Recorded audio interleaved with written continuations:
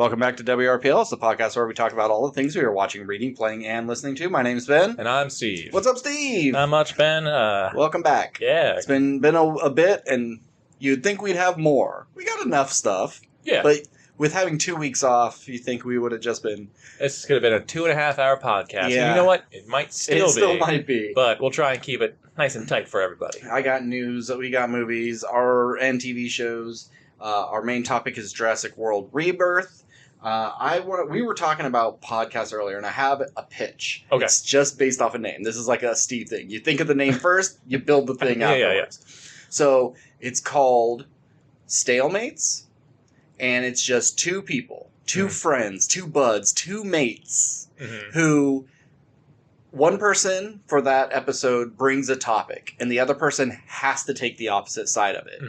Not like political or theological things, but, just movies or whatever. Yeah. I think Die Hard is not a Christmas movie, and then you have to take it even if you believe it or not.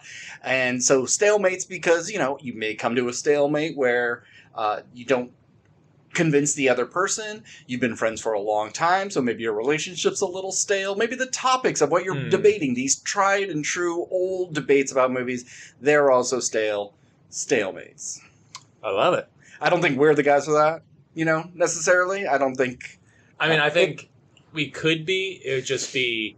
You would be so passionately on the topic, like, whatever it is, whether you agree with it or not, I think you would find a way to be passionate and logical about it and, like, really go for it, where...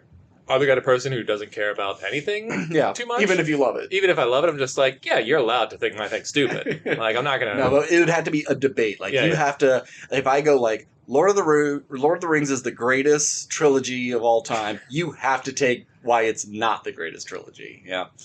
But, like, that was my idea. I quit the pod. You had an idea for a new podcast as well. You know what? I did have a new idea for a podcast. It's called Friends for Never.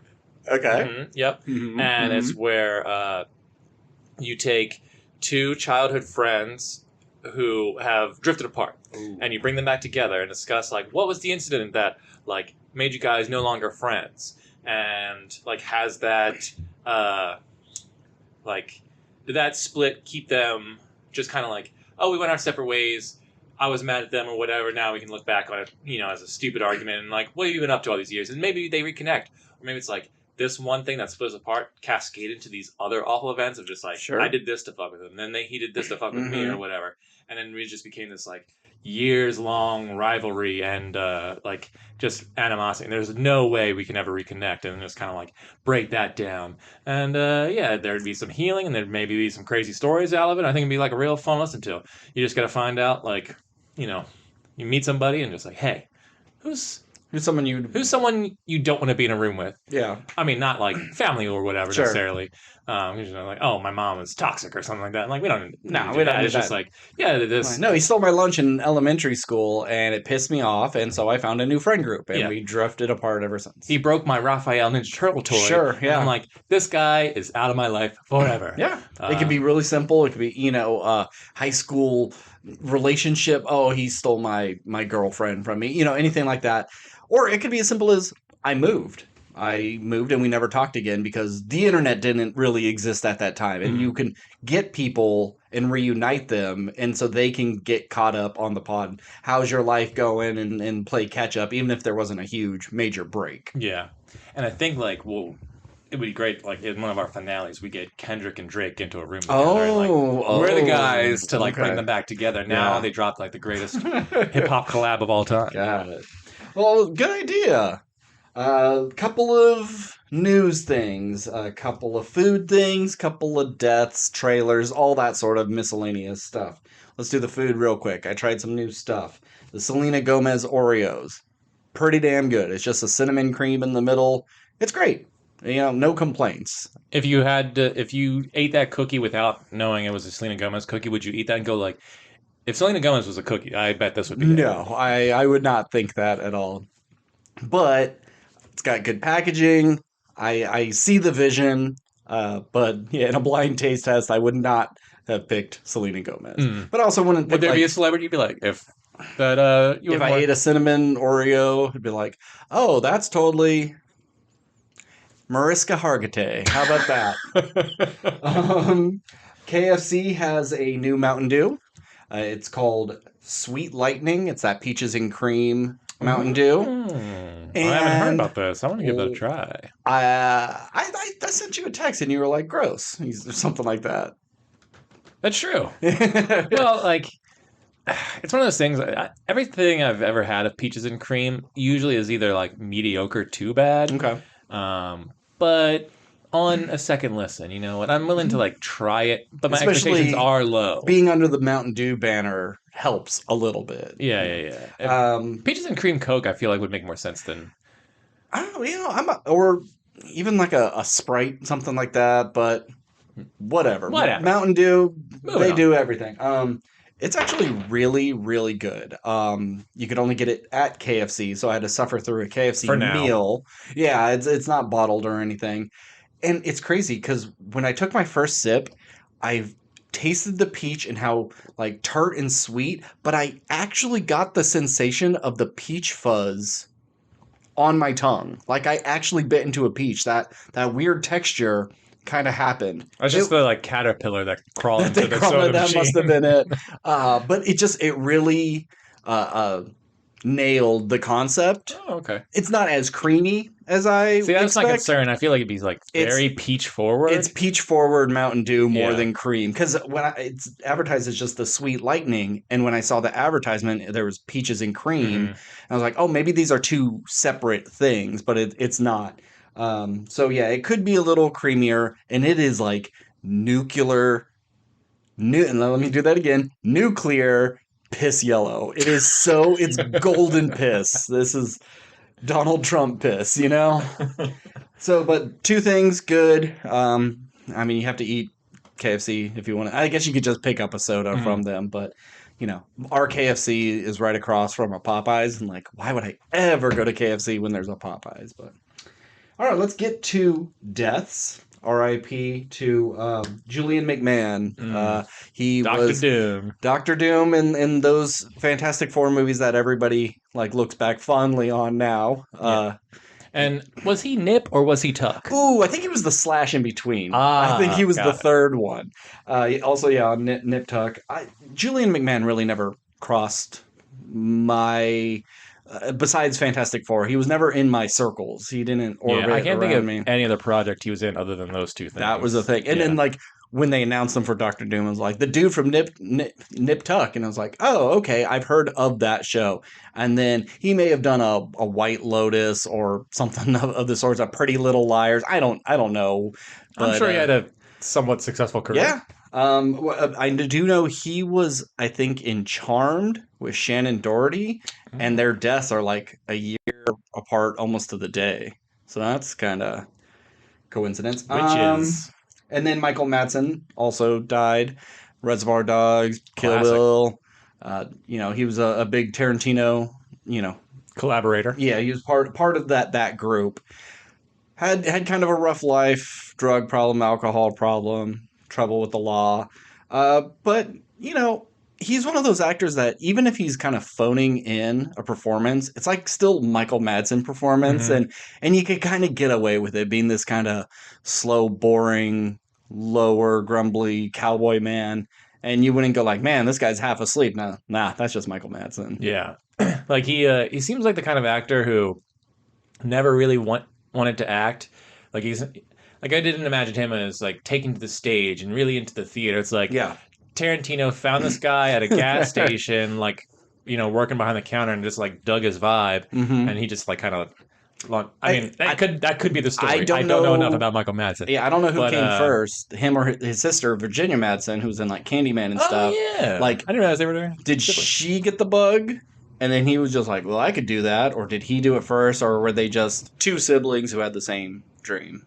Well, yeah. Anyway, R.I.P. R.I.P. All right, couple of news and trailers. Neil Druckmann is leaving Last of Us, the show. Yeah. Yeah. So that's either, hey, I'm so fucking busy with our game that's coming out, I don't have time, or I see the writing on the wall, I don't like where they're taking this, I better jump ship now before it gets even worse. Who knows? But that's sad. You know, you want him to stick around. Yeah. That is a bummer. But you know what? I'm not hating the show like half the people are. It's a good show. People are stupid. Yeah. And, you know, I will defend Last of Us Part 2 till the end of the world. Yep. So, like, him leaving, is it a bummer? Yeah. Is it a sign of bad things? Who's to say? I'm not going to cast any judgment until, you know, season 3 comes out.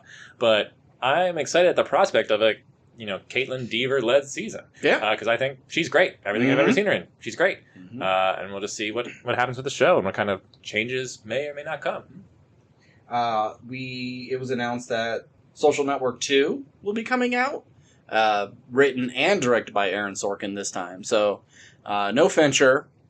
But, you know, Aaron Sorkin's a really good writer. Yeah. Not the greatest director. Not the worst out there, but he's no David Fincher. But I'm excited for this because I love the first one. Eisenberg in the past has said he would come back if they decide to do more, but who knows if he will for this. If he doesn't come back, don't do it. Don't recast. I agree. Like, you can't call it Social Network 2 and then kind of I mean, it'd be different if Eisenberg died and, like, we had a great story here. Yeah. You know, they had Anton Yelchin in the Social Network. Of all people to pick, yeah. Maybe in that reality, Jesse Eisenberg died and Anton Yelchin stayed alive. Well, no, I'm just saying, like, if Anton Yelchin was in the first one, he dies. Okay. Like, that makes sense. I thought you were saying he was the replacement. No. Okay. No. No, that's in the world where Harambe does live. Yeah. Anton Yelchin lived. But I don't know if I care to see it, but I like the work enough, and sure, as long as it's about Zuckerberg's white face surfing career, I want that. They need, even if that's just a like, hey, where's the Zuck? Oh, he's out surfing, and then, you know, people are waiting on the beach. He comes running up, and he's kind of just like wiping the sunscreen off, just as a nod. They don't have to like address it in any sort of memey way, but but I want him. I make sure to make him look like a bigger loser, because you still kind of felt for him in the first one. Yeah. But now we know character. We know who Mark Zuckerberg is in real life, and we can't have that anymore. He needs to look like the pathetic piece of shit that he is. And then Denis Villeneuve is tapped to direct the next Bond movie. Crazy. So I'm like pro and con. Pro, great director, doesn't make bad stuff. Correct. Con, I feel like he is perfect for the Daniel Craig era. Like, his style would work with all the other ones. And I was hoping they would do something more fun with this Bond. Take it back to the 60s, maybe like low-tech gadgets. Sure, okay. You know, something a little more fun and not so bleak and dour. Because all the Daniel Craig ones, I think, are miserable. And he's not a lighthearted director. Not a miserable as in you didn't like them. Miserable, tone. Tone, and everything is just so sad and gloomy, and they're just not as fun. I'm not a big Bond guy anyway, so do whatever the hell you want with it, but I was just hopeful that we would get, I don't know, something a little different. Yeah. I mean, like you said, he doesn't make bad stuff. I think if he's got, you know, a good idea, I'm all for it. They have kind of like shifted in like tone and silliness and all that stuff, like kind of back and forth. And, you know, Daniel Craig's version was kind of, I guess, the more realistic one of them all at this point in time. But I mean, those movies were all pretty successful, so it might be like it might make sense to kind of just, hey, we don't have Craig anymore, but just keep doing that. Yeah.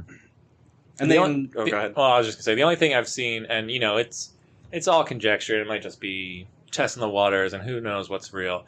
That like Tom Holland might be a front runner. Yes. Bad. I have nothing against Tom Holland. I don't see the vision of him as Bond. Like, if you're doing, it's Batman Year One, but Bond. Yeah, James Bond Jr. There was a cartoon show. But he's 30 now, so he isn't a little boy. He just has a little boy face, and therefore should not be James Bond. Yeah, I don't need that. And also tapped was like Jacob Elordi. I'm like, okay, but I think he's way too big. He's not inconspicuous at all. He's so tall. But James Bond was never like, I need to hide in the shadows. But that's the spy thing. It's like you're supposed to be able to blend other in. Spies. James Bond's like, my name's James Bond. Yeah, I am a spy. Sure. Have sex with me, and I'll defeat the bad guy somehow. But I don't know if Jacob Elordi is all that good of a choice either. There was another one. Oh, I can't remember, but I think it was just as bad. I know Craven, Aaron Taylor. I think, he was tapped for it. Like, I listened to one podcast where there's somebody, like, some gambling site or whatever did the odds. Yeah. And Aaron Taylor Johnson was, like, the number one.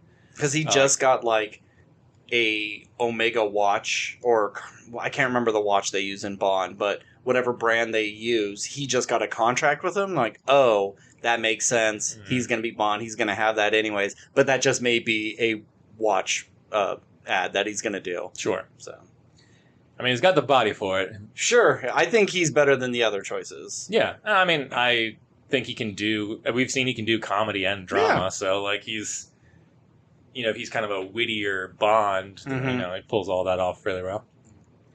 And that's all for news, but there's 2 trailers. Project Hail Mary, I only bring it up because I was going to say don't watch it, but you had already watched it. I had watched it, yeah. If you're listening to this and you haven't watched the trailer, don't watch it. It's a little spoilery, but I think it could be misleading, spoilery, but you don't know. It could be. I haven't read the book. I hear the book's been phenomenal. But I've heard from book readers that, like, it doesn't spoil it all, but it spoils something major, and it kind of... For a movie that's not coming out until March of next year, there's no reason for them to make such a spoilery trailer.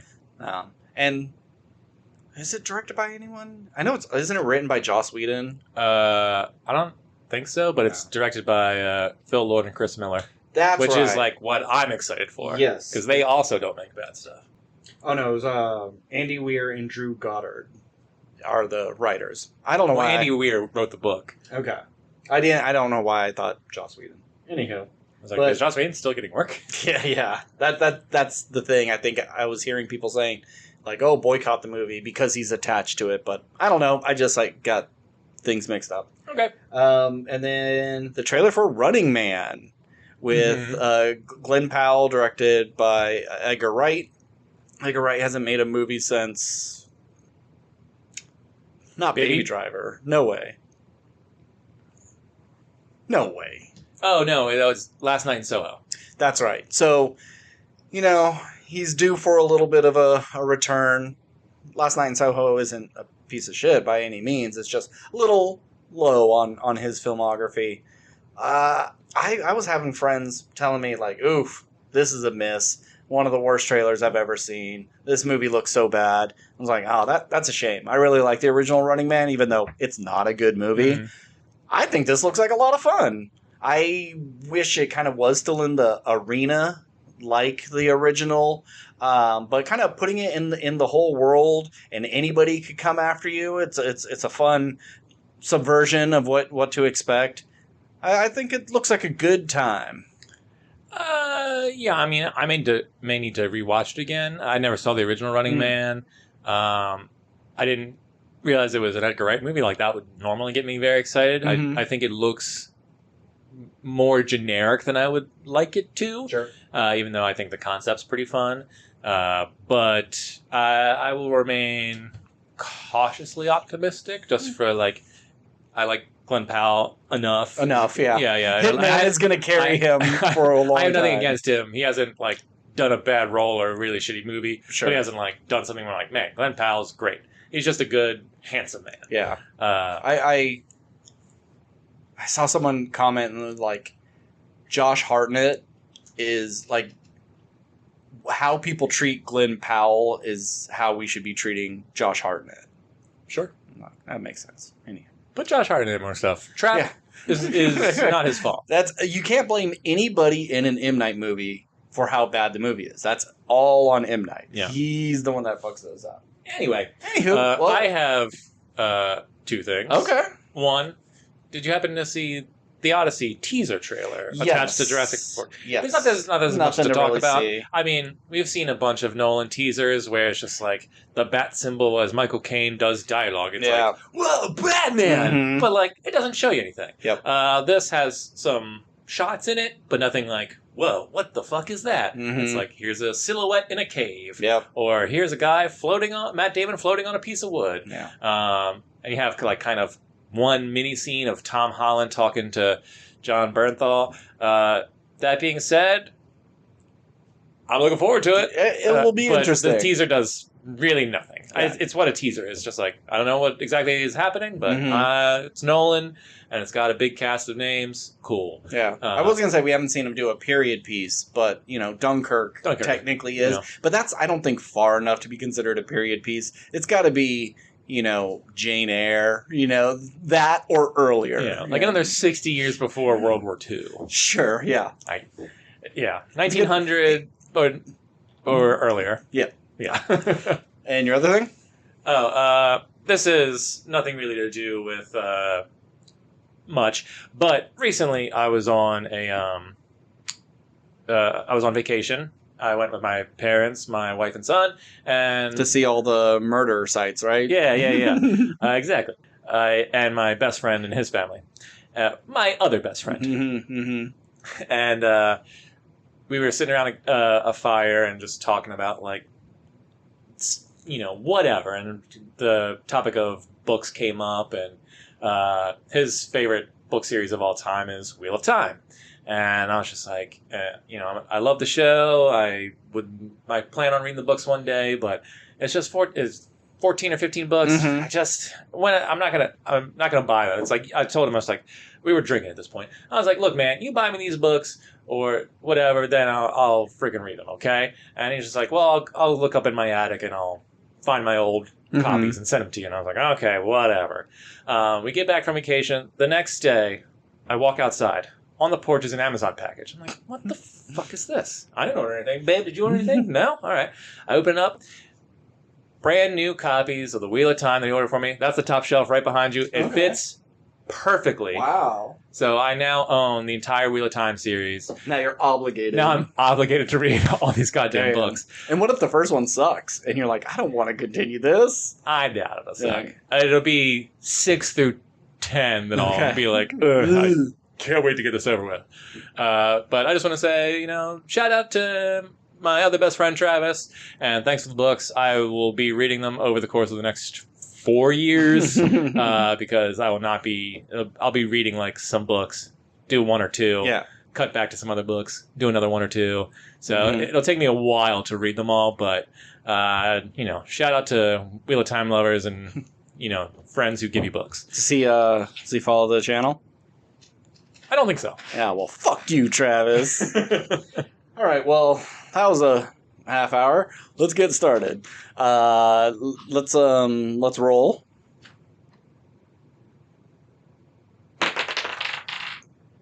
Oh my god, is that a 1? No, it's 7. 7, okay. And bam! 20! Wow. All right. Okay. Make a little room. Especially since our bracket's coming up in 3 weeks. You need those points. All right. Well, I won. I'm going first. I'm going to start with Ironheart, Season 1. Ew. 6 episodes of the end of Phase 5. I think it's kind of just defaulting as the end of Phase 5 because an epilogue. Fantastic Four is supposed to be the start of Phase 6, so they just went okay, I guess this is it. This was supposed to come out a while ago, before Captain America, because there's a character in here. It's Obadiah Stane's son, Ezekiel Stane, who's played by the guy who played Solo in the Ironreich. Eric Iron or something like that? Aldrich Ironreich. You know who I'm talking about. I know exactly what you're talking about. Well, he was supposed to be in Captain America Brave New World, and he was the one that was going to turn Giancarlo Esposito into a big snake robot guy. The snake people, they're supposed to be Copperhead and Diamondback and Sidewinder, and he was going to make them all robot suits because he does a techie thing in this. Sure.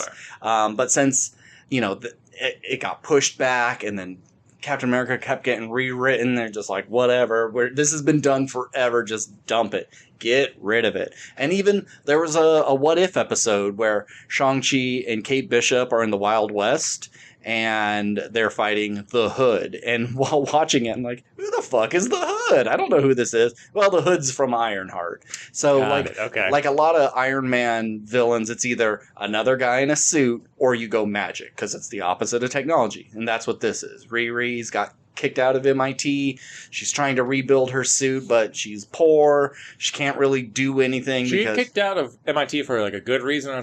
She was helping the lab. She was helping a ton of people to cheat with her like tech and That's a good reason, stuff. Man. And she never really advanced in school. She was just getting grants, using it to build her suit. And it's like, you're not really learning anything here. You're just kind of using our facilities. And then you've let all these people kind of have this tech to cheat. Can't have that. You're done. The dean is there, just like, hey, he was in... Community Dean was in it? Yeah, Community Dean. Oh, because nice. You remember when Tony does that... Yeah. What was it called? Turd or fart or something like that? Barf. It was called Barf. And the dean was the dean of MIT. So he shows up again. Nice. It's that one scene and he's done. Yeah. So she has to go back to Chicago. She still has her suit because the grant money was for her. So she still gets it, but she doesn't have the AI system to make it run. And as soon as she gets kicked out, she like crashes her suit and has to kind of repair it in her mom's kitchen pretty much. So, all right, backtracking, because it's been a while since I saw Wakanda Forever. Yeah. She had a suit that she built, right? In Wakanda. In Wakanda. Or she had a cheapo suit and then they upgraded it. In Wakanda. Yeah. And then she's like, hey, can I take this with me? And they're like, absolutely not. Okay, got it. Yeah. Understood. And this is a much better looking suit. It's like all white and it's pretty awesome. I'd hope so, because that suit in Wakanda is garbage. Yeah, it was ugly. Not as ugly as that other suit that... it doesn't matter. We're not talking about that. So she Under 2 hours. She meets up with the Hood and his gang of crazy characters. And they're criminals, and they need a tech person because Eric Andre was their tech person. He fucked up the last mission. They killed him, and they're like, we need someone. So she joins them, and they're doing crimes like... There's a huge underground tunnel system under Chicago. It's really high tech and only really rich people get to use it. Fuck this CEO. We're going to use our Hood magic, get in there and blackmail them with these documents that pretty much say, here's our names and information. We're now part of the company. You're going to give us 6-figure salary for in perpetuity. We have stock options, and if you try to fuck us with this, we'll come back and get you. So they're just kind of wanting to get paid that way, kind of like in a legal way. Mm-hmm. It's illegal what they're doing, but it's all done legally. And so they're hitting up all a bio-botanist guy, and that's just their big plan is get rich. Yeah. And it's a weird show because it's only 6 episodes. Of course, they dropped it in 3 and 3, so it was done after 2 weeks. First half is just kind of Riri making her suit, doing these crimes with these people, and then her AI thing, which I'll say in a second. And then the second half is all magic stuff. She's rebuilt her suit, but she doesn't have an arc reactor or anything. How are we going to power it? We're going to use magic. We're going to use the Dormammu magic to power the suit, and she meets a girl who I do like that concept of just having technology that runs on magic as a superhero, because it's a very comic book thing. It's the two. We've seen it a bunch in Arcane and stuff. Mm-hmm. Is doing that, but sure, I've never seen a suit that runs on magic. Yeah, that's a cool idea. So she meets this young girl who's a friend of her mom's friend who actually wants to go to Carmitage and train under Doctor Strange because she does magic. It comes out of left field. It's an apothecary shop, and they're like, hey, we need some crystals and sage. We need to deal with this magic stuff. And she's like, okay, hold on. And drops them through the floor into her subterranean magic lair. And you just don't expect actual magic to be happening in it. But it's fun. And I like that Riri is willing to do bad stuff to her own end. Fuck it. I don't want anyone to die, but if that's how I have to make my money, so be it. There's stuff with her dead best friend is her new AI, because as she's creating the AI, she's sleeping and the computer reads her brain and creates a facsimile of her friend who died 6 years ago, but its only memories is what Riri knows. So she's kind of annoying. She gets on my nerves, but it's fine. But it's fun that like the AI can now like drive the suit and let her go do other things. There's just fun stuff in it. And spoilers, who cares? A big reveal. We finally get a character that everybody has been asking for years. Mephisto? Mephisto. Oh my god, okay. Yeah. I was just joking. No, he was the one that gave the bad guy the hood, and it's like poisoning him and everything. And now is it just like one of those things where just the bad guy at the end, he's defeated, he gets back, and he's just like, I need your help. Please help me, Mephisto. And then you just kind of see like a hooded figure turn, but you don't see the actor playing him, or you see... Oh, no. It's Sacha Baron Cohen. Oh, what? Yeah. Rumored to be Mephisto years ago. It's actually him. Yeah, we see his whole meeting with the bad guy and why he gives him the hood.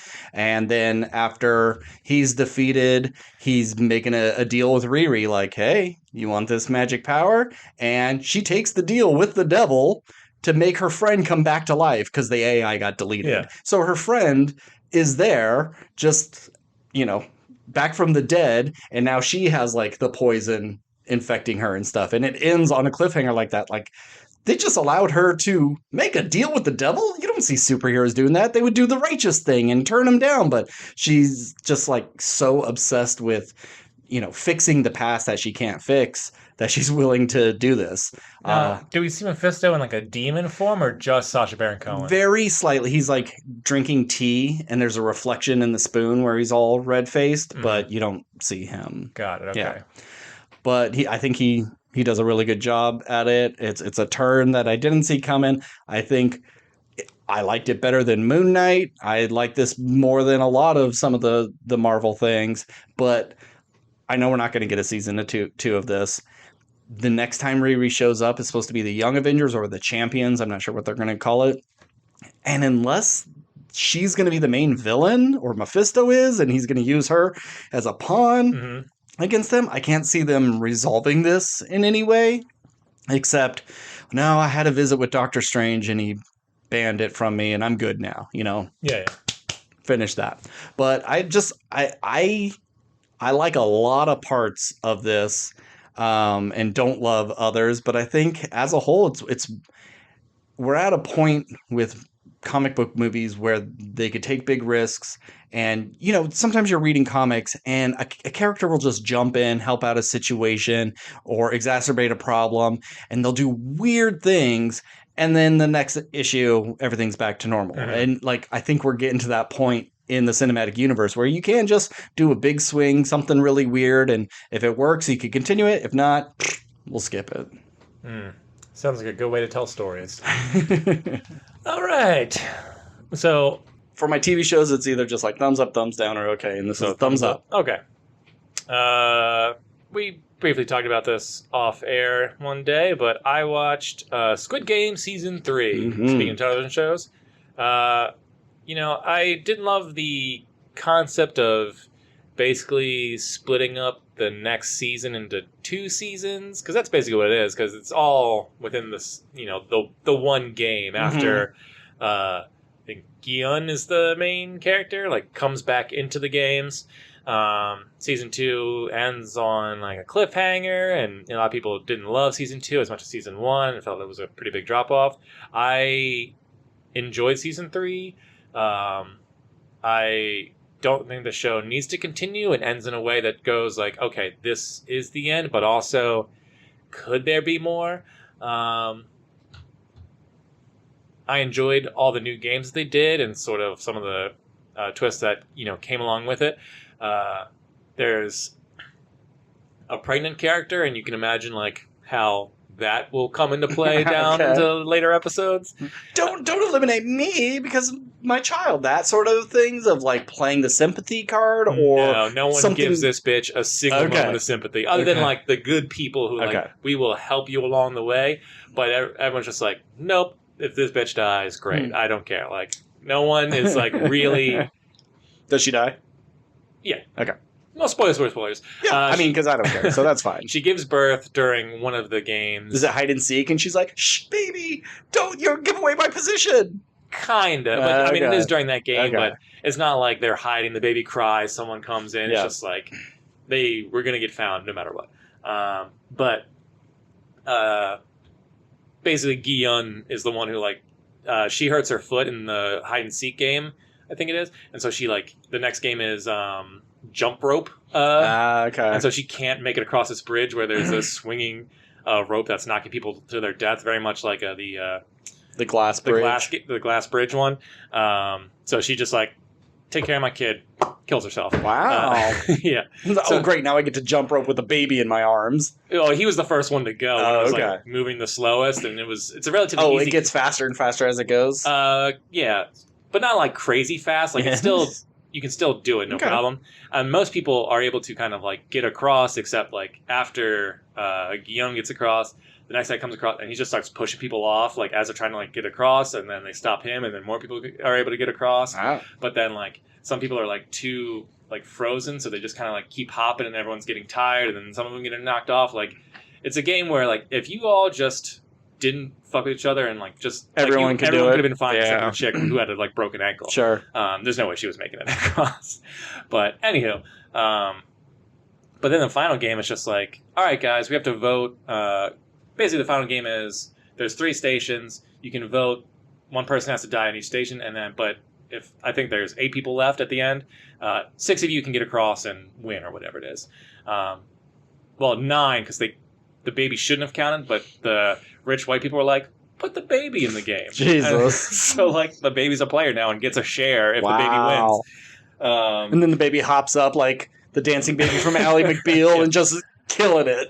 So now Guillaume has to like take care of this baby, and everyone's just like, guys, why don't we just vote to kill the baby? It's like, why does this thing get our share? Didn't compete. It gets thrown into the last second. Skip so many Everyone's levels. Just like, all these dudes have like 0 problems. It's like, fuck this kid. Like, just chuck it. Like, what are you going to do? Let yourself lose so a baby could win? No. Baby's going to have to go. None of them cared a bit.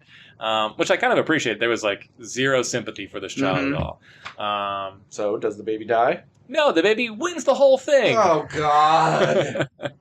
Long story short, they all like kind of end up betraying each other. And there's one player who is the father of the child, who like the mother and him like didn't get along. And she's like, you're never going to be in my child's life. But he like wanted her to live, and he like wanted to raise the baby. So he like kind of helps defend the baby, but is also just like, I'll kill this baby if I have to. Like, don't, like, whatever. And Guillaume's just like, dude, I'll kill myself. Just let me get across. Like, don't kill this fucking baby for this money. What's wrong with you? Anyway, so Guillaume has to, like, sacrifice himself. Otherwise, because it was basically him and the baby were all that's left, and someone had to get voted off. And so he was like, I'm not going to chuck this baby on the side. So he kills himself. Wow. Your main character dies, and the baby wins the whole thing.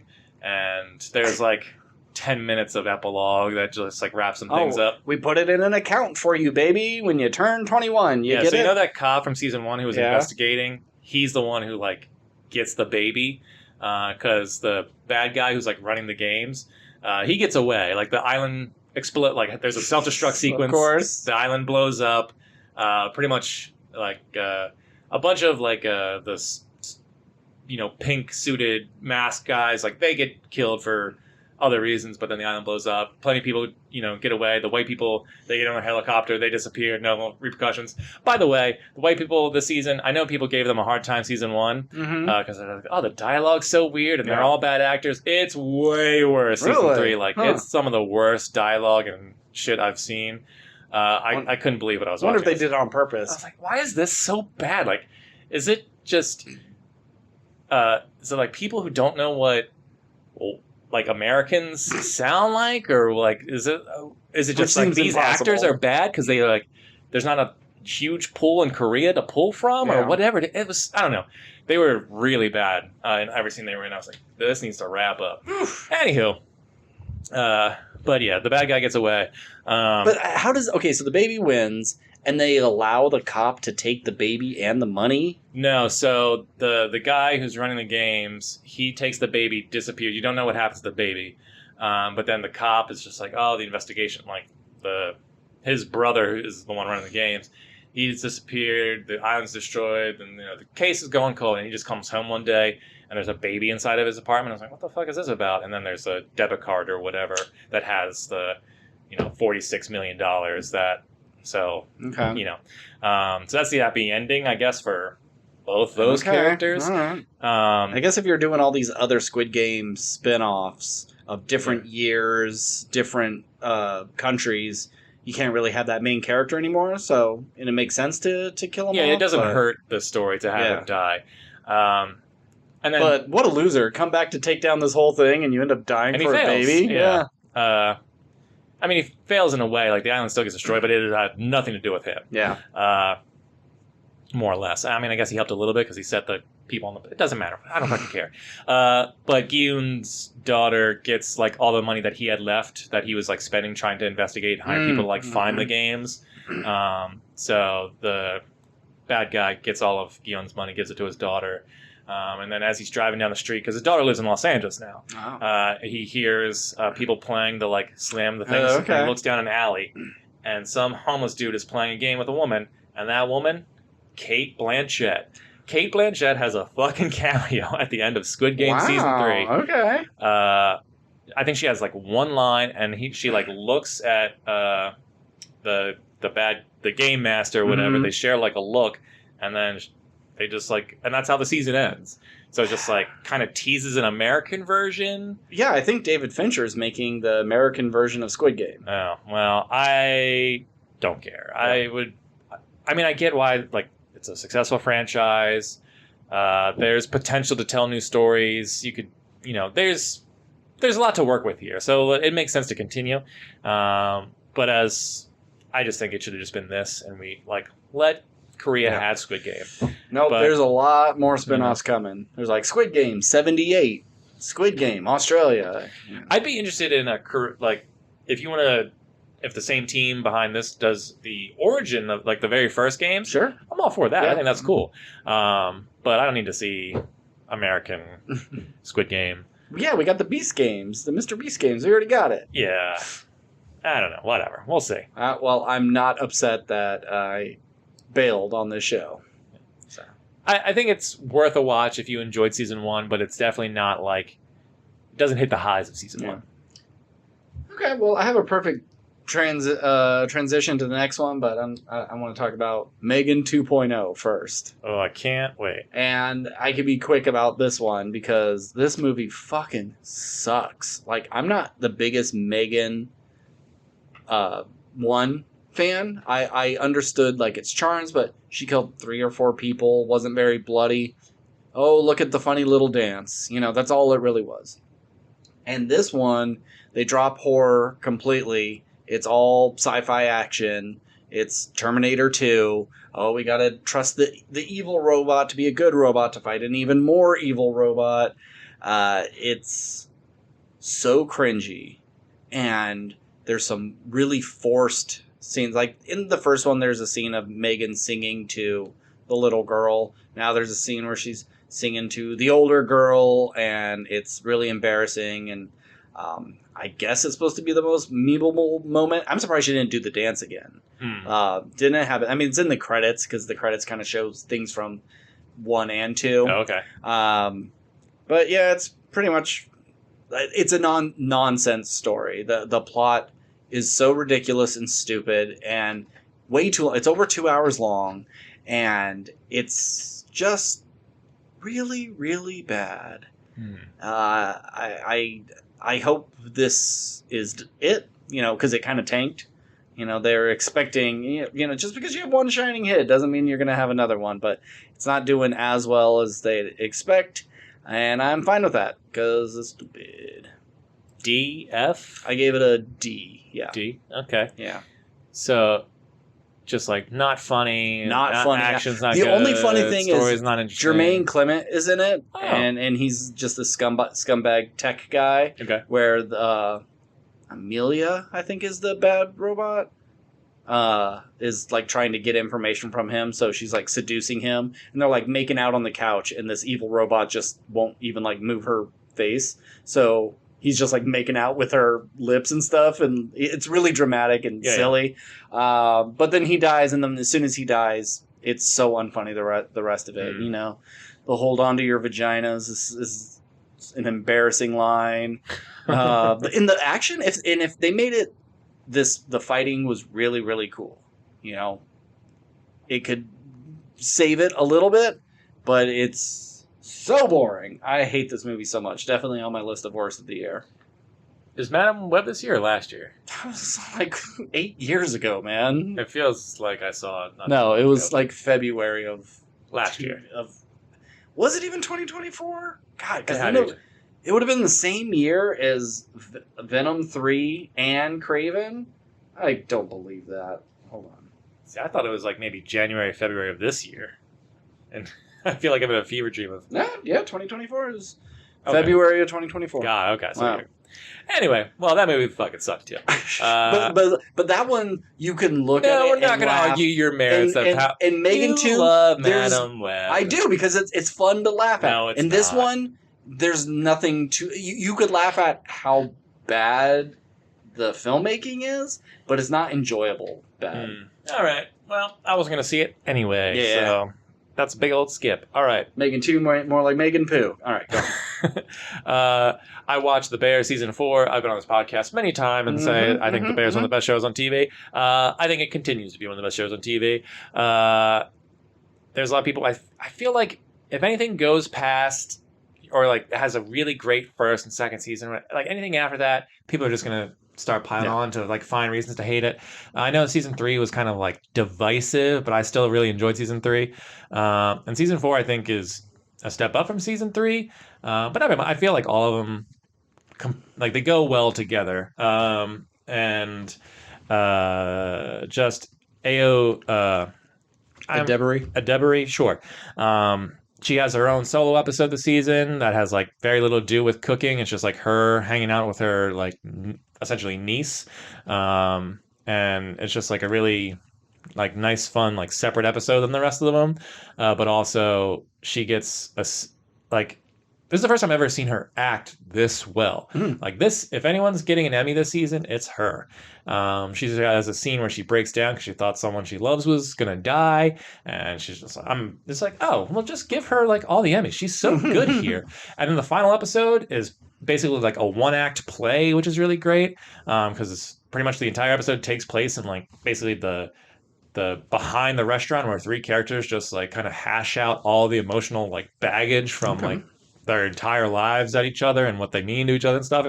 It's just great stuff. There's a wedding episode that's like beautiful that isn't filled with any sort of like really high tense drama. It's just like all these people who you like and who you see in these high intensity situations kind of like enjoy being around each other and like support each other in a nice way. It's just... The Bear is a great, fantastic show. And I know you don't care about it, but I think it's great. And you know, it shouldn't be in the comedy category. You're all fucking assholes for that. But The Bear's great. Is it the bear that gets married? And who is the bear marrying? Is it an ostrich? That'd be cute. No, it's Gillian Jacobs marries Josh Hartnett. Oh, speaking of Josh Hartnett. Yeah. Gillian Jacobs. Interesting. That's a weird combo, but... Did either of them show up in any other season?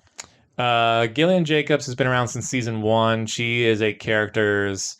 actually, maybe she only showed up in season 2. Okay, I was going to say... I mean, she's always just like kind of shows up for a scene and then disappears. But she is... do you remember... You know who Richie is? Yeah, Richie. It's his ex-wife. Okay. And she's getting remarried to Josh Hartnett, who showed up last season in like one scene. And so they brought him back for this wedding episode. Ah. Okay. So. Cool. Yeah. All right, my last thing before our main topic, I watched KPop Demon Hunters. Okay. This was on my radar just as here's a Netflix thing that probably isn't my demographic or anything. Sure. But I just kept seeing so many good reviews. I'm like, fine, fuck it. What's your relationship with K-pop? I don't know a single K-pop band. I don't know any of their names. I don't listen to their music. I mean, but you could apply that to rap, country, pop, anything. I'm out of the loop completely. And what's your relationship with Demon Hunters? Oh, that I'm intimately well known. But at least it's more in my field of things that I like. Sure. So broad story is just every generation there's another duo, or I'm sorry, a trio of female singers who their songs kind of create a special barrier over South Korea. And it keeps all the demons at bay. They can't come up from the ground. And then they're foretold that one day one of the groups will do this golden song that will put like a permanent barrier and keep them out for good. So we have these three in modern, and it shows it through time, like different periods had their own little trios of singers. And so they are called Huntrix, and they're the biggest thing in the world. And, like one's the lyricist, and one does the dancing, and one's kind of the main one. And they're all just like cute friends who just love hanging out with each other, eating food, relaxing on the couch when they're not being forced to perform in front of everyone.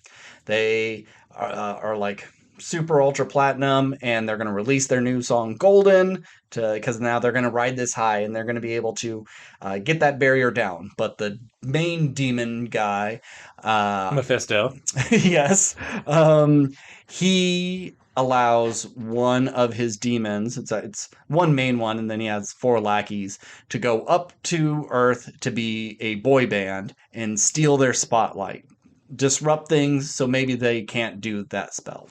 And then the main demon and the main demon hunter, they're kind of like, oh damn, they're fine as fuck. Maybe we can like resolve this problem without killing each other sexually. So it's really silly, and you see them fucking with each other, and it's very PG. It's not horny in a way that isn't just like you see someone and your eyes turn into hearts. Mm-hmm. All the demons, when they get slashed, they just kind of turn into smoke. It's really kind of appropriate for everyone. Oh, and then Twist, the main girl, she's half demon hunter. Her mom was a previous demon hunter. They don't really explain how that happens because her mom is dead, and maybe they're saving it for the sequel or whatever. But her dad was a demon, mom was a demon hunter, and then her mom died, and she's being raised by her mom's co-demon hunter from the previous group. Sure. And and then they save the day. It's pretty basic. All right, so but they make the song, mm-hmm. and is it the golden barrier that is a permanent cover from mm-hmm. So then where does that leave sequels if you solve the problem? You do ones in the past. You tell the story of her mom and this demon. Okay, fair enough. Or the main demon had an even bigger demon that he answered to that we didn't know of, and he's waking up after 1,000,000 years and he's able to break it. Who knows? Who cares? Or there were some demons that didn't get trapped underneath it. They were on Earth because they could look like human and infiltrate. Like maybe there's a bunch of them that were able to avoid it. Now they're stuck here. What? I don't know. I'm not here to pitch. So overall, but overall, I fucking loved it. I thought it was fun.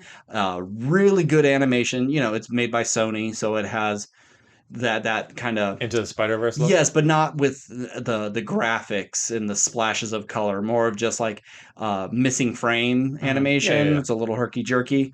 And I saw it being compared to, do you remember those Grubhub commercials where the animated people have a salad and they're dancing and they're pointing at their salad, or they get up in the camera's face with their sub and soda, and it's all really cringy, Midwest hip hop mom. It kind of has an animation style of that, which is really cute. The 4 girls are animated so adorably, they're just really funny, and I like that they all like each other.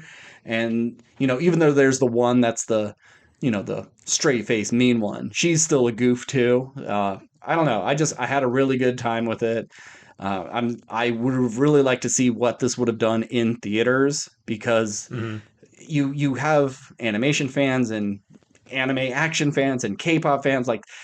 why is the Smurfs going to theaters, but this is a direct to Netflix? Have you seen the Smurfs trailer, by the way? I have. One of the most atrocious things I've ever seen. Yep. That movie's going to be...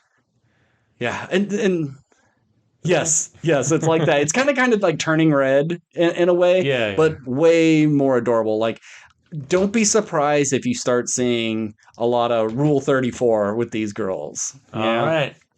I won't be, but all right, cool. My last thing is I watched F1. F1, as everyone knows, is the Brad Pitt-led vehicle about Brad Pitt as an old man who, in his youth had his shot at F1, but never, got there, and now he's kind of like just racing like smaller stuff. Like the movie opens on like a NASCAR race. It's like the 24-hour Daytona or whatever, where it's just like they're just racing for 24 hours, which is insane.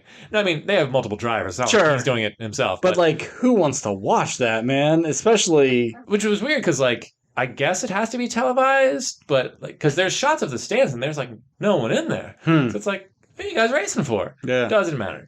That's not important. But anyway, Javier Bardem is an old, like, sort of racing friend / rival who's just like, hey, man, I got the spot on my F1 team. I got this hot young kid who's coming up. He's really great, but, he needs to learn some... discipline? Some discipline. I think you can give that to him. So Brad Pitt reluctantly goes like, all right, fuck it, I'll do it. And then hilarity ensues. It seemed like a very funny movie. Yeah. Well, it's not. But it's pushing 2.5 hours. And I will say that, like, overall, I enjoyed this movie. It's definitely a perfect dad movie. And I don't say that as, like, a negative thing. It's just... There are some movies that are just made for dads. Yeah. I think it's from Joseph Kosinski. Is the director. I think I'm saying that right. And he's the guy who directed Top Gun Maverick. And Top Gun Maverick, blew my fucking tits off. So I was like, all right, I'll give this a shot. So that same sort of like technology, but on cars instead of planes. Is it? That's a kind of a downgrade, but I understand. Yeah, is it going to work as well? And for the most part, it does. I think... you definitely lose a bit in the cars because, one, you're not going as fast. It's not as high stakes because you were talking about going to war, and this is just like dudes trying to win a race. But all the driving sequences are really, really well shot and make the movie more fun. F1 fun.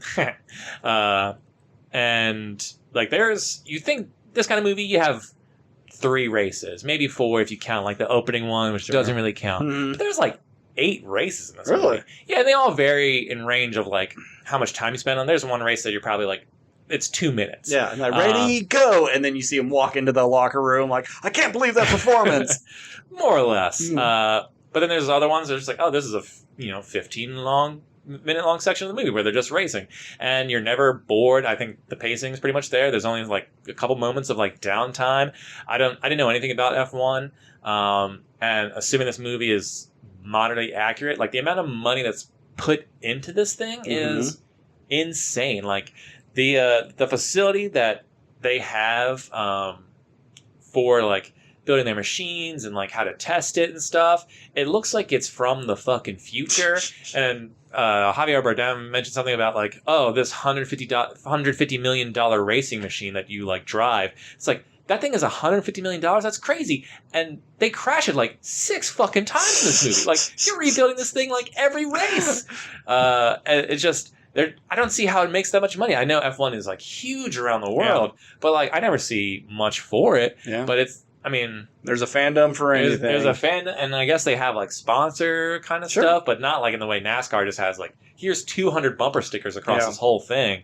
But yeah, it's the facilities and technology and stuff that they've thrown. It looks like they're trying to build the Iron Man suit. It's ridiculous. And maybe not all of the facilities look like this, but maybe this is just like the movie version of it. But if all the facilities are anywhere close to this, it's just like you've hired 200 people to build a car that goes vroom vroom. and it's crazy and impressive. And they're just one team where you have however many cars are in a normal F1 race, and they're all doing the same thing. Yeah. It's crazy. Someone has to be the loser here. Not all of you can win. But what's also great about the movie is if you didn't know anything about racing in F1, because now what makes it a little bit more interesting is that there's a team element to it, because usually you watch NASCAR, it's one guy by himself, and you hope they win. Well, he's got his team in the pit. Well, yeah.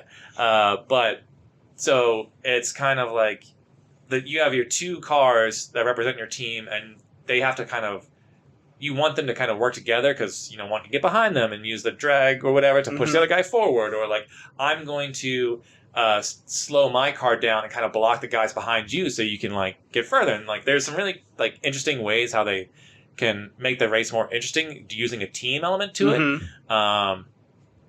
But the big thing, like the stakes of the movie, is not so much like will Brad Pitt win the race, it's will the team survive, because I guess there's a rule in F1 where if your team doesn't win a single race after 3 years, they can just sell the team. So they're in their third year, they haven't won a single race, so they need to win a race by the end of the season or the team gets sold, and so that's the whole crux of the movie. Does he?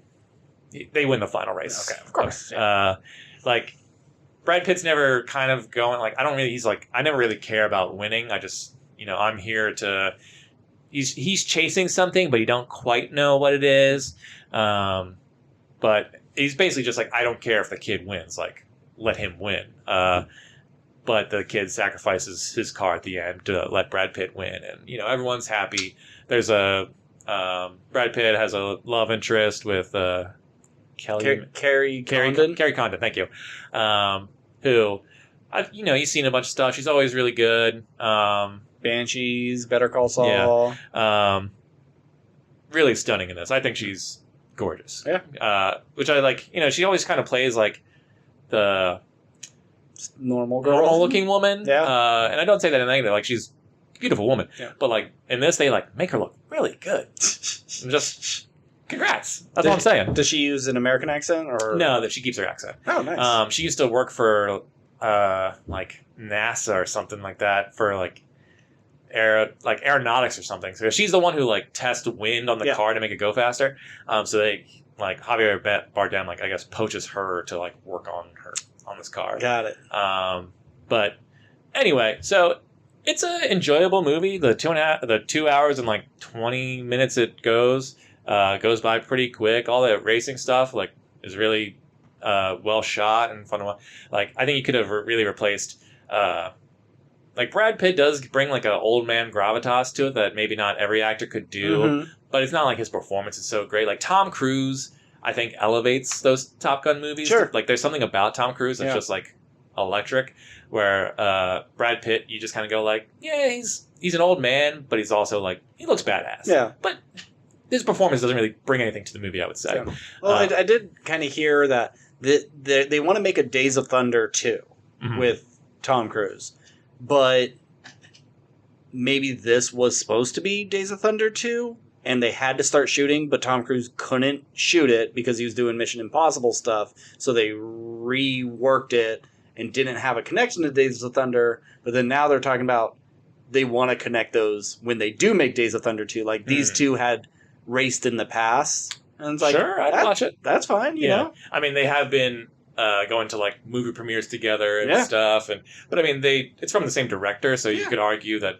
But who the fuck wants Days of Thunder 2? That was like I don't even know anyone who talked about Days of Thunder 1. Yeah, is he still going to have the mellow yellow car? Like it's one of his like after Top Gun not hits. Like it may have made some okay money because of who he was, but it wasn't really like well received. It's just a Tom Cruise movie. Because Days of Thunder was a NASCAR thing, right? Yeah. So like. The whole point of F1 is just that it's way faster and seemingly more dangerous than I think it was going to be like, he left NASCAR to go to F1. Yeah, so if you do F1 2, F12, I can't wait for this. It's a spiritual successor to Days of Thunder. You can bring back that character. I don't think you. Yeah, his name is like backtrack to NASCAR. His name's like Dick Trickle or something. He has a real I'm not joking. He has a really stupid name. That's funny. I'm looking forward to the prequel F-Zero with Captain Falcon. Moving on. All right, let's get to our main topic. F1, worth a watch. B-. All right. Jurassic Park World. You know, it's called Jurassic Park World. Yeah. Jurassic World Rebirth, the 7th Jurassic movie, the 4th Jurassic World movie. Can they get it right? The last 2 were huge stinkers. Billion-dollar movies. Yeah. Bad movies, though. I have forgotten everything that happened in the past, in the previous 2. They're I remember so Jurassic forgettable. World and everything after that. I remember dying Stegosaurus. Brontosaurus, thank you. Yeah. And then Raptor in a mansion. That's it. Literally the only 2 scenes I remember. That's the movie. First half is Escape Exploding Island. Second is Dinosaur Auction. And then, there's a clone girl thrown into the mix. Oh, yeah. Yeah. Okay. And then World, Dominion. Dominion was... It's like, guess what, guys? We're fucking doing dinosaurs in the real world. Isn't that awesome? Actually, we're not doing that. They're still on a dinosaur preserve somewhere else. There's some dinosaurs in the world, but they're like hanging out with cows and buffalo. Like, they're fine. There's no T-Rexes in New York or anything like that. But, we do have giant mutant locusts. Like, it squandered all the stuff you wanted for what they promised. They did not deliver on. And then they bring back every cast member, and it's the big culmination of all of it, and it is pure shit. It's really, really bad. I forgot about the locusts, and I forgot about them bringing everyone Laura back. Dern's back in it. Yeah. I saw the movie. I don't remember anything. The only thing I really remember is, there's a pilot, and there's that one with the thumbs. No, not the thumbs. Salad fingers. It's kind of more bird-like. Okay, yeah. Just a bad movie. So here's their chance. Here's the next trilogy. Can they course correct? Can we reboot it again? So now we have some mercenaries helping out a science dude get some DNA from the land, sea, air, biggest dinosaurs because they can cure heart disease. Basic, simple premise. Mm-hmm. And that's all you really need for, that's why I like Jurassic Park 3 so much. Our son got lost on the island. Can you help us? Oh shit, now we're stuck on the island. How do we get off? Real simple. And I would have been perfectly fine with something like that if we had characters you cared about, kills that you didn't see coming a mile away and were fun, and they don't have to be super gory, but they got to be a little more interesting, and if everyone wasn't the stupidest person on the planet. So if you could fix those things, you could have a pretty good movie. But this is not it. This movie sucks. It's not F-worthy. I gave this a C-. Because it is just so boring. I'm giving it a C- too, because I will say that on blanket surface, it doesn't really do anything that wrong. It is just uninspired. Gareth Edwards directed this one, who you may know from Godzilla, Rogue One. So he's been doing big creature features for a while. He's a good director. Watch Monsters, by the way. Monsters is sweet. Yeah. And I enjoyed Godzilla and Rogue One for the most part. Anyway, but yeah, so it makes sense that this is something that would be up his alley. But you have your 2 leads of, well, not even a lead, but your 2 big stars in this movie are Scarlett Johansson and Mahershala Ali, both actors I like, who add absolutely nothing to the movie. You could have hired any other actors to do those roles, and they would have essentially been more or less the same. Yep. They try. There's one scene where we get the exposition dump for both of them, and it's just like, so how's so and so? Well, I'm assuming he was close to her, and he died in a truck explosion. How about your kid? Oh, my kid's dead, and we got a divorce because of it. Cool. That's all you're gonna get from these characters. I think a lot of the dialogue in this movie is pretty bad and unfunny. They try and do some jokes, like I can see the Screen Junkies clip of they're just gonna pull the entire scene of Scarlett Johansson talking to John Bailey's character, whatever the fuck his name is, science dude. Yeah. Who and they just sit there quietly as he chews Altoids. And it just goes. It's a 30-second scene that feels like it was 4 minutes long. And I was just like, how is this in this big budget fucking movie? Like, this isn't funny. I get what the joke is going for. It doesn't work. And I thought it was going to come back, which it does, but it's not significant. It's just like it comes back as another joke. Yeah. But it's not funny. I thought... Like, Altoids are his bit, but it's not a good bit. Yeah. I thought maybe... there's this one dinosaur. It detects you by smell. It can't see. And he's chewing on it and he breathes out. It gets the minty smell, doesn't smell the human, goes away. Like, it would that would have been fun. Come in some way. Super fucking stupid. It's stupid. Yeah. It's just like in Jurassic World where he like cuts the brake fluid to pour himself on it. But it's like, I don't think that's how brake fluid works or whatever. He would still smell them, but it's something. It's just brought back for another quiet moment. Crunch, crunch, crunch. Ha ha ha.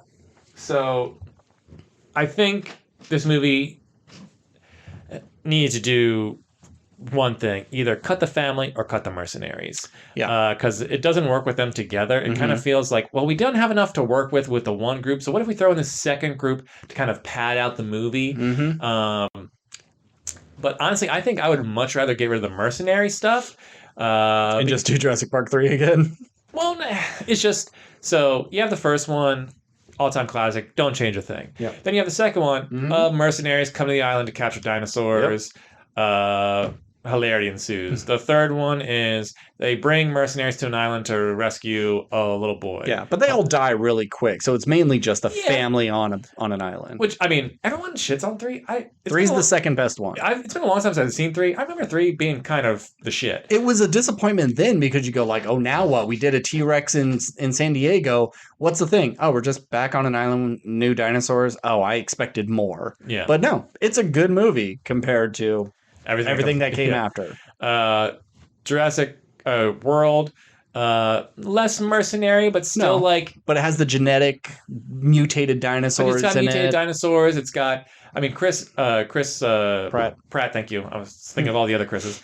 Chris Pratt, he's essentially like a mercenary type who just like became a raptor trainer. Sure. But they also have like all the guys with the guns and stuff who come in and get eaten. The SEAL Team 6 or... T-Rex Team 6, whatever. Team Rex. SEAL Team Rex. Oh, there you go. Thank you. God, that should be the movie's title. And I don't even remember the other ones, but I assume there's just mercenaries abound in those ones too. Yeah, it's just like you always have to have like a group to fight the dinosaurs. Sure. Or people that can be eaten by dinosaurs and you not care about them. Yeah. But if we're just going off of this family, I think it could have been an interesting story about this family and their dynamic that is also just heightened by the, like, how do we get off the island? Of here's this dad who's on one last trip with his kids before his daughter goes off to high school, or not college. High school, goes off to college, and they've kind of had a strained relationship. Her shitty boyfriend's there, but like everyone can have a moment of like the dad can learn to like let go and trust his daughter will be able to be fine without him. And then the boyfriend can have an arc of just like, oh, like I may seem shitty, but I'm actually smart and I care about your daughter. And then he kind of gets a hero, like he's like, you know, lights the flare that distracts the monster so she can, you know, he saves the family. It's like, oh, this guy can protect my daughter. That's great. And then you have the little sister who's just like, you're leaving me all alone. And I'm going to, like, dad's great and all, but you're my sister. Like, there's, like, emotional character work you can do with this family where, like, I would care less so about the mercenary stuff and, like, how they come together as a family in order to escape the island through their, like, his boating experience, like, allows him to figure something out to get them off the island. They sail away, and it's, like, all happy and stuff. Like, you can make that work. Sure. That's the movie I would much rather see than the, like, oh, we just need to have everyday people on the island to like... Because every Jurassic Park movie has regular people who are caught in it. Yeah. And so you... As like the audience surrogate. There's always kids. Which I get. In all of them. But the little girl does nothing. No. She finds a little baby dinosaur. She finds a baby dinosaur, which I thought that baby dinosaur would have to come into play at some point. Yeah. But it's just there seemingly to, I guess, like sell toys. Or like... okay, the baby comes. I thought at some point the mama was going to come back and like fight the bad guy at the end. Like that's why you would introduce this thing. Yeah. But the baby dinosaur doesn't do anything. The little girl doesn't add anything to the story at all. I feel like she barely speaks out the whole thing. You have the boyfriend who like kind of gets, some decent moments, but is like so douchey you don't like him, and like just because he does some good things, it's not enough to like warrant me being on his side. Mm-hmm. The older daughter isn't really given much other than like girlfriend to like. She's just there to go, Dad, cut him some slack, even though he just did the most annoying, cringy bullshit. And like the boyfriend, I think gets more to work with in this movie than she does, and he's not even like really part of the family. Like the daughter has the raft stuff, which I think is probably like the best sequence in the movie. I don't know. I mean, I think the T-Rex thing was probably my favorite part. Although I hated the idea of like a raft blowing up and then the dinosaur or the T-Rex like can't pop this thing. Well, no, I was gonna say like. It like pops up. Oh, and it sneaks away so quick. It's like so fast. So it saw it and just instantly rolled down the hill. I saw it, but like didn't investigate. It's like, oh, big yellow raft, fuck. And then it like goes to go drink water. I know what's going on. Yeah. Whatever. I know it's dinosaurs. Let me. But that's my pitch. Like, let it be a family movie. So let me pitch to help your pitch. Okay. So I can't see them going, we're going to do one or the other because that's too small. You need to have, it's got to be everything. So the best thing to do is just split those groups up. You take dad and boyfriend, and they go with Scarlett Johansson and science people. Mm-hmm. And then Mahershala Ali goes with the two girls. Mm-hmm. Because there's one point at the end, the little girl's crying, and he's like, I won't let anything happen to you. And like, did you guys have a moment where you needed to like say this? Like there was no bonding between them. Yeah. And it works like his kid died. His marriage was failed for that. So now he's going to step up and help these girls. Mm-hmm. Okay. And then you have dad and boyfriend. They don't like each other, but then the boyfriend's able to prove that he's worthy. He's a good guy. And when you separate them, you get a little action and family in both the sections. Scarlett Johansson given some like female perspective and advice. The two like could be, quote unquote alpha males of the whatever, and like going like you're both being stupid. Yeah, you got to let your daughter go, and hey, you got to treat her right. You know? And like she's the the leader of the group, but she can like sort of guide them to where there should be. Yeah. And then like we'll get back to it, but I think that one of the things I'd love to see changed is this D-Rex. He's right at the beginning to just show we got something crazy gonna show up later, and then right at the very end. And that's kind of boring. Yep. Make the D-Rex the big threat of the island. He's loose, and maybe like we used to capture dinosaurs in the real world and put them back on this island. Like we can't have them in the world, it's too dangerous. But they even stopped doing that because the D-Rex is so crazy strong and mean and fast that it's not even worth getting on the island to drop dinosaurs off. So this thing is just loose on the island, and it's chasing these groups down, and they're having to get away. I think that's what part of the thing that made 3 work is the Spinosaurus is a constant threat throughout the movie, where this is just like, okay, it's set up in the beginning as your main villain, but you don't see him for another hour and 20 minutes or so, or hour and 2 hours probably. Yeah. But honestly, my thing is, get rid of the D-Rex entirely. Like, our T-Rex is overused 100%. Yes. But at this point, like, I hate this fucking D-Rex. Yeah. 1, because I think it looks stupid. 2, it made me feel like this wasn't a dinosaur movie. No, like it's a monster movie now. That thing is a mix of the Rancor with the Cloverfield monster and aliens. And it had like I don't even think they ever explain like what it's genetically mixed with. It's just like, hey, we need something cool and scary. It's this thing now. Yeah. And we'll call it a D-Rex, and you can just assume it's mixed with a T-Rex, which, sure.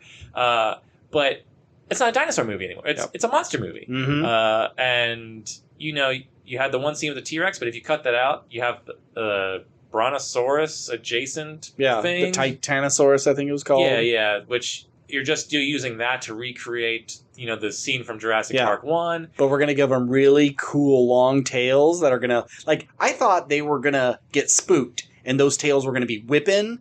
And because they're so long and get so thin, they'd be like hitting the side of the mountain and putting huge cuts in it. You know, the D-Rex is coming after them and they're fighting back with their tails. No, nothing like that. They're just going to swirl and look cute because the dinosaurs are kissing and they're in love. It's like boring. Yeah. Boring. And then you have the flying velociraptor things. Quetzalcoatl, I think is what it's called. Which I think you could have done some really cool stuff with, because, like, what's scarier than raptors? Yep. Flying raptors. Uh-huh. You know, you're doing the Tremors thing. But you don't really use their flights in an interesting way. It's just like you redo the kitchen scene, but in a gas station, and then you have them, like, dig down into the vent system. So you didn't really... Yeah, those are the raptor. I thought you were talking about the big one, the Quetzalcoatl up in the cave when they were getting that from the egg. Oh, yeah. Yeah, okay. Yeah, no, which they could have done more with that, too. It's just like, peck at you, peck at you, peck at you. Yeah. Like, that's Which it. once again, Jurassic Park 3 had pterodactyls. Even better. Worked for me. Yeah. You get one of those guys, their cable gets caught up in its foot, and it pulls all three of them off the mountain, and it's flying them through the air, dropping them into a different nest to be eating something, but it's just, no, we're just going to get out of the situation, and it's done. Yeah. I don't think anything in this movie really works. I think visually it's fine. I think Gareth Edwards does a good enough job, like, directing it. Yeah. And I think that, you know, quote unquote dinosaurs look okay. Mm-hmm. It's just the story isn't that interesting. The characters are non-existent. And I think that we've seen enough Jurassic Park / World movies where it's just like, you come for the spectacle of dinosaurs, but you need the characters to, like, really make you invest in the movie. Otherwise, it's just like, it just feels like, I don't care what this movie is, throw some dinosaurs on the screen, we'll make money. Yeah. Which, that might be their goal, and that's fine. But it's just all, like, stupid. And the idea that people are, like, getting tired of dinosaurs in this world, like, there's zero chance that people that still would go happen. to zoos, and we all know what a lion looks like. Yeah, like, people get excited to, like, take a picture with a penguin. You're telling me there's a goddamn dinosaur, like, in Times Square right now? Like, that'd be the biggest thing ever. And if it was...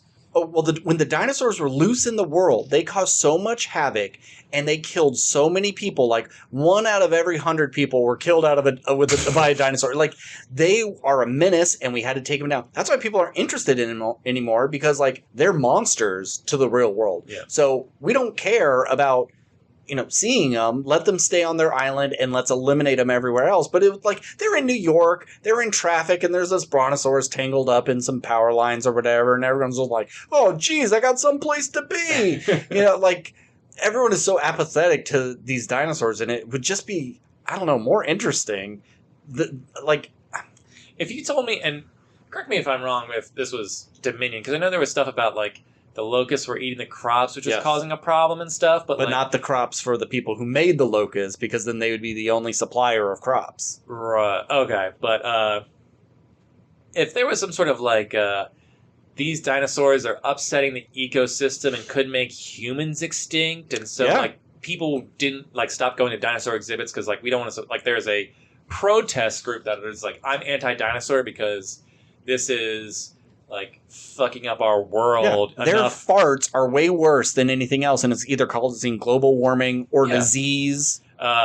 There's so much scientific stuff you could do with bringing dinosaurs back that would cause other problems that could make an interesting story. Yeah. Versus just like, oh yeah, people are bored of them. Yeah, so let's make this big googly one with the 4 arms and stuff. Like, no, they wouldn't be bored of dinosaurs unless there was, like, a legitimate reason why these dinosaurs are, like, a threat to the world / society. And it's always just like, no, they're a minor convenience, and I don't want to look at them anymore. Like, I've seen... It's just like... It's dumb. If you saw something the size of a building walking around, you'd be like, holy shit, it's cool that this thing exists. What if the D-Rex was made to kill the other dinosaurs? Dinosaurs are destroying the world, but, sure, we could shoot guns at them, but it's really messy, so they create the D-Rex to actually take out these other dinosaurs. I don't know. It's stupid, but it's something. It's just, it's always wasted potential. The last 3 movies have now been wasted potential. Did they ever really do anything with, like a PETA-like group that was just like, oh, we're, like, trying to protect the dinosaurs that are now, like, in the world, or, like, or they're, like, tying themselves to the legs of a brontosaurus or whatever, so they don't kill them. That does be so funny to see it. They're just like, whoa, whoa.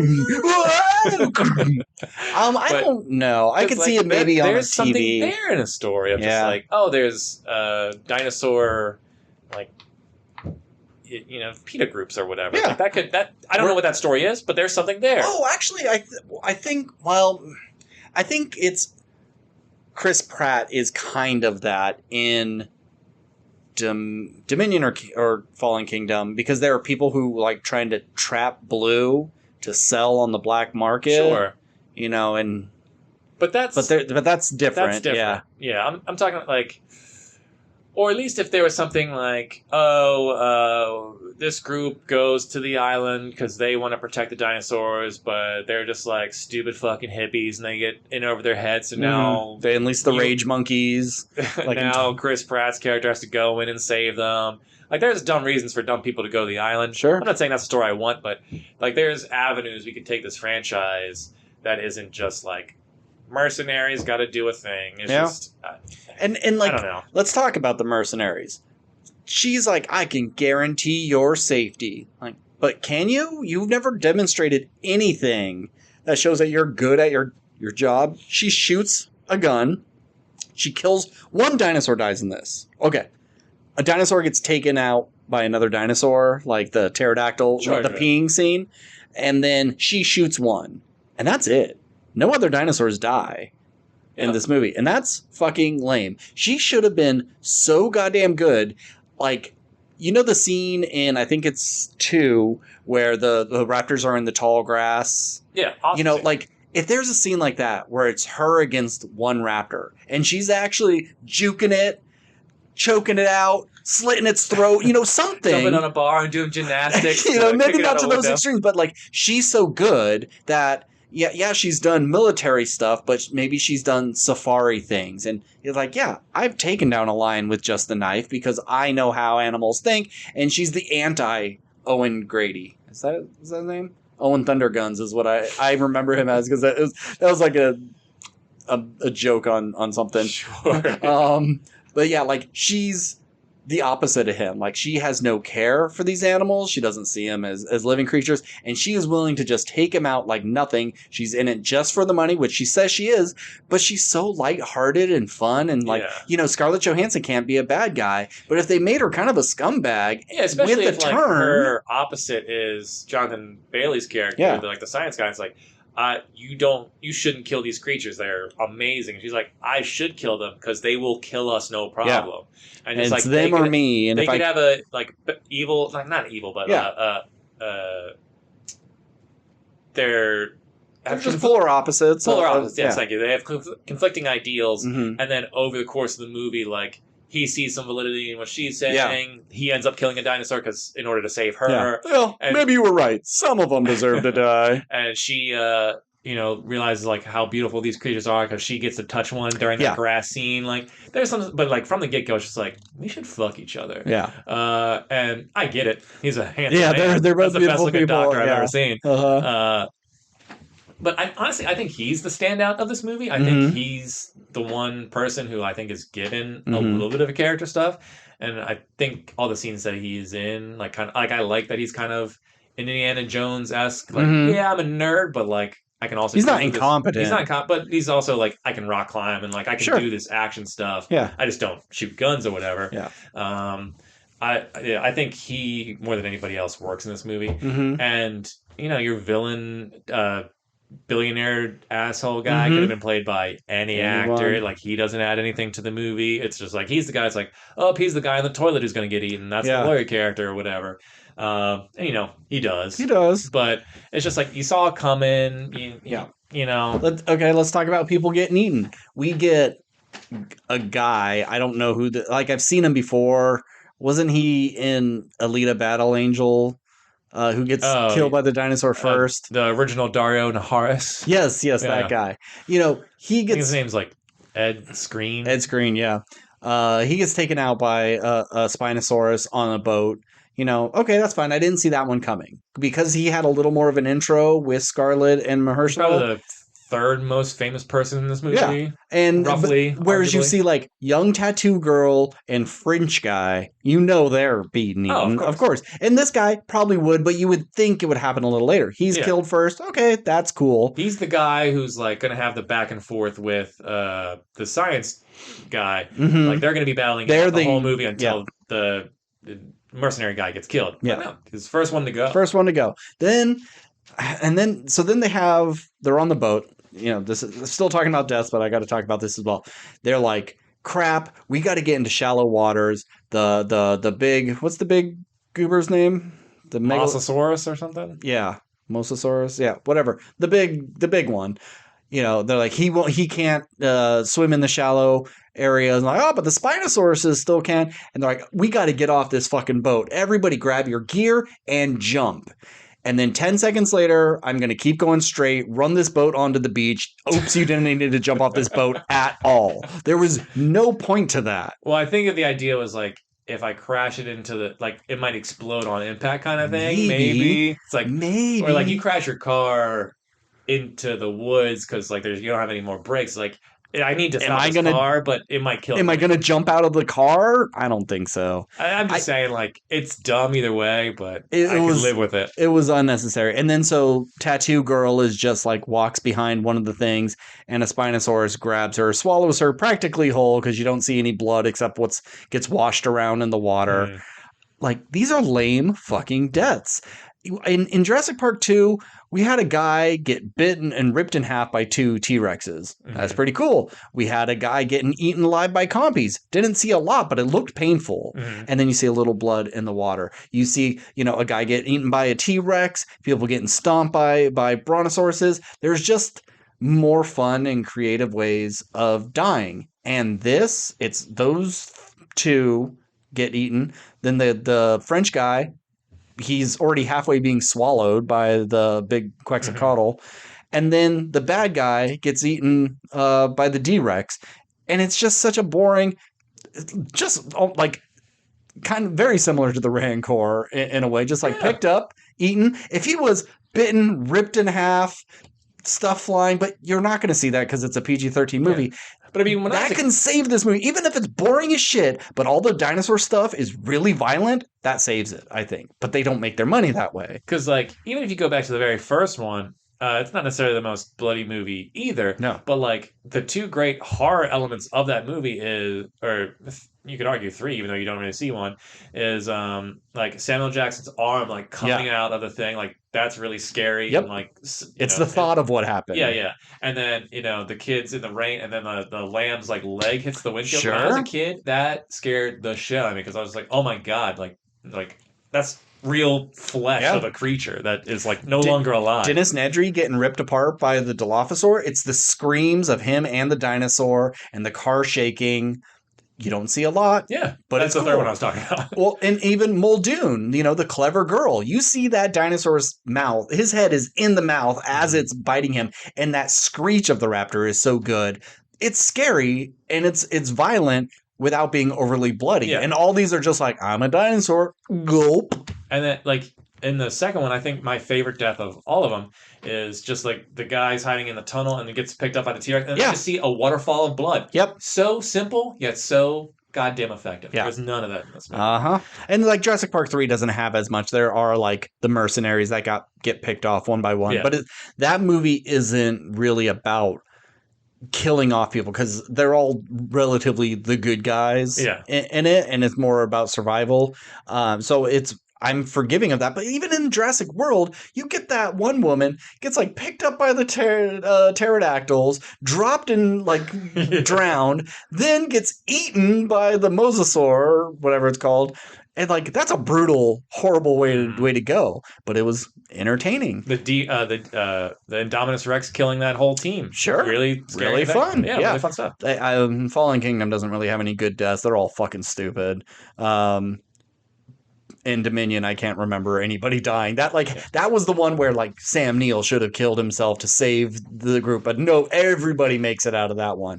And so in this, like, all the deaths are so boring and uninteresting, and then they don't even kill off the boyfriend. Like, he's not Yeah, he did a heroic thing, but he's so annoying from the jump. You only make a character that annoying when you are going to kill them. Well, either you're going to kill them or you're going to really like them by the end. By the end. And he's nothing by the end. Yeah. And so he should have died, or at least even the dad, like, hey, you got her now. And then, runs out with the flare. And speaking of flare, his vision is based on light. Throw the fucking flare. And it's like, we're just doing the same thing from Jurassic Park 1. At least Grant threw it. Malcolm was the dummy, and, he paid for it. But these are like really smart mercenary guys, and he's the one that says it's based on light. Or was it the scientist guy that said it? I don't remember. It doesn't matter. But you throw it to get yourself saved, or you save it and you get eaten. You don't get to run away like an idiot and then still get saved at the end. Yeah. And it's always funny when, and I know it's movie stuff, it's fine, but you have this creature that's like really fast and violent and can chase you down and is a constant threat or whatever. But then when it's just like, hey, I'm going to walk slowly backwards, just follow me menacingly slowly forward, it's just like, why is this thing wasting time? Yeah. So just go like, okay, and then go kill the rest of the people. Yeah. And the dinosaurs are so, like, they're either the loudest thing or the most quiet.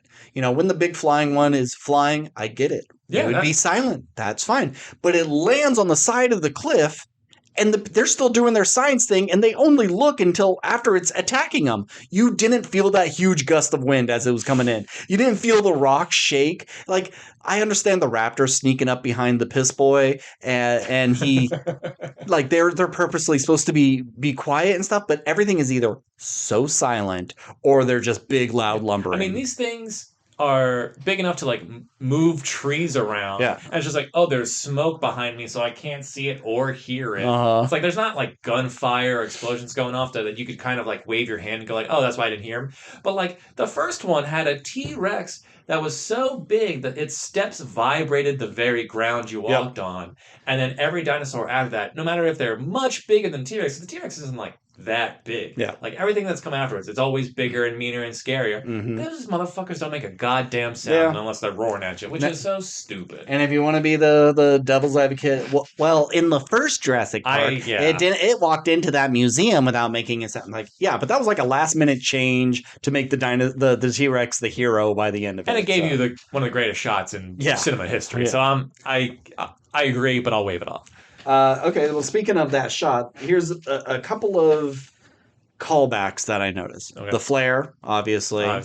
The banner, it was even in the trailer, slowly falling down. Okay. Right at the beginning, when they show the dude in the car, zoom up on the side mirror, objects in mirror, maybe closer than they appear. When like the T-Rex was chasing him in the first one. Oh, yeah. Once again, bad guys racing to the docks with the DNA, even zoom into the sign that says docks, just like Nedry did.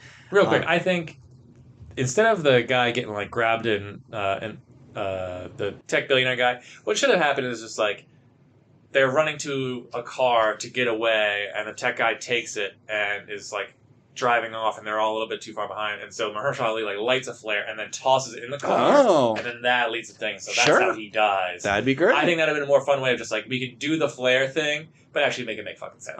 So anyway, continue. Yeah, I mean, actually, that was perfect time because I was trying to think of more callbacks, but I couldn't. But those are my four. Okay. Let's talk about the river raft scene. Okay. We talked about the T-Rex just disappearing instantly. I think this is the scene that, if you had to cut one thing, this is the thing to cut.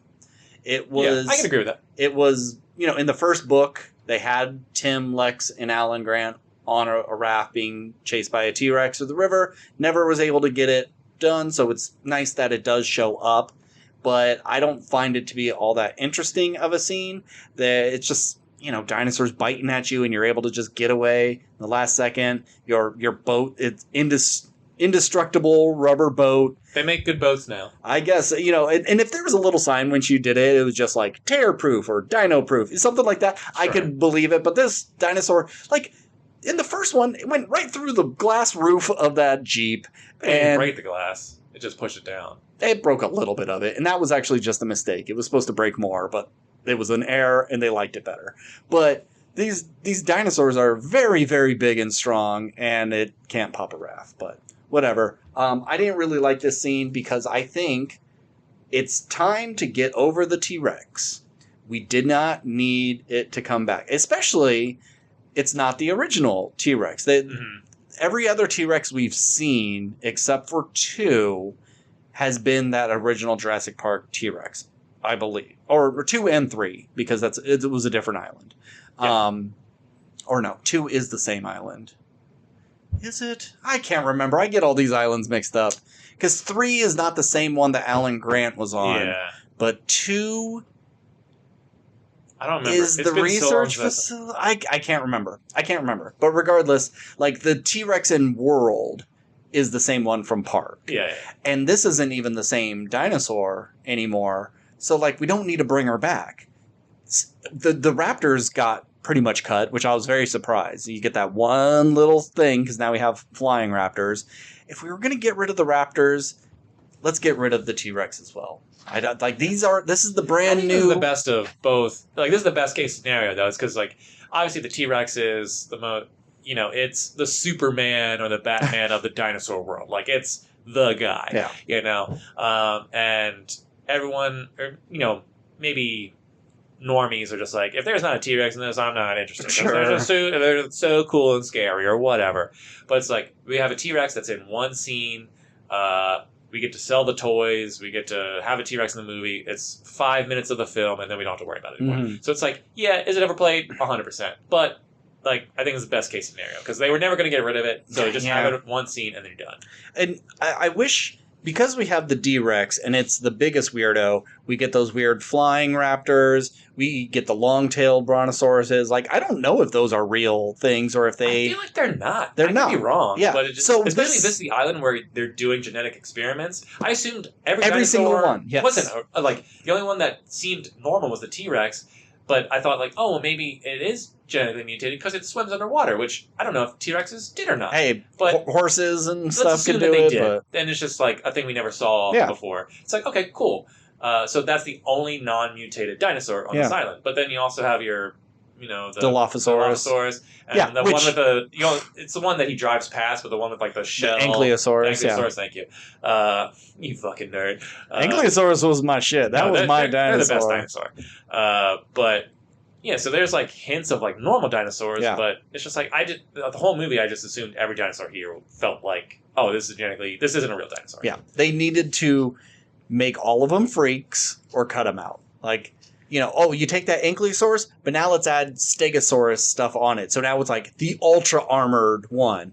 Oh, we had a Triceratops. Now this is a Quadceratops and it's got even more horns. Like you start mixing the ones that headbutt. And the spit ones, mix them up. Like we went nuts on everything. And this T-Rex, I don't know what you do to make the T-Rex even cooler. I think you just cut it out. But everything else should have been a bunch of weird... dragon. They all should have just been a bunch of weird little freaks. But, but at this point, you've done genetically enhanced... Because, they've all essentially been genetically enhanced from the first one. Because they're not all, like... quote-unquote real dinosaurs. A lot of them look more like birds. And these are all just guesses. Or they look more scarier on film. Whatever it is. But it's just like, I don't need new dinosaurs. Like, just give me... this. I think this is how you fix the franchise. You give a good script with good characters in a movie that has dinosaurs in it set in the Jurassic... And maybe that would kind of upset people where it's like, oh, it's less action franchising than the other ones before. Like, you still have action set pieces in it. It's just, I think if you just made...